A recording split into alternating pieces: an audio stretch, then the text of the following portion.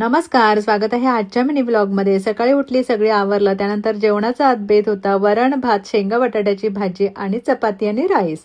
इथे वाटण काढून घेतलं, बाजूला पॅन ठेवला, तेल टाकला, आतमध्ये टाकला कढीपत्ता आणि टोमॅटो थोडा शिजवून घेतला। नंतर लगेच आतमध्ये टाकले शेंगा आणि बटाट्याची मी सालं काढत नाही, कारण त्याचे न्यूट्रिएंट्स असतात ते मिळायला पाहिजे म्हणून। आतमध्ये घातले मसाले आणि ह्याच्यामध्ये मी वापरते तो मेन म्हणजे मालवणी मसाला।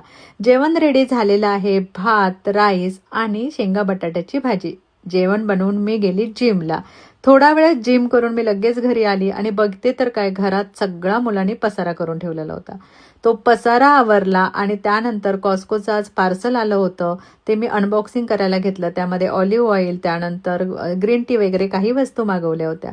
कॉस्कोचं पार्सल अनबॉक्सिंग करते तोपर्यंत मी खूपच खुश झाली। एक मेसेज आला, तुमचं पार्सल रिसीव्ह होते। तर आज आमचं आलंय इंडियामधून पार्सल, आणि पार्सलमधून काय आलंय हे नक्की तुम्हाला उद्याच्या व्हिडिओमध्ये समजेल। तोपर्यंत बाय।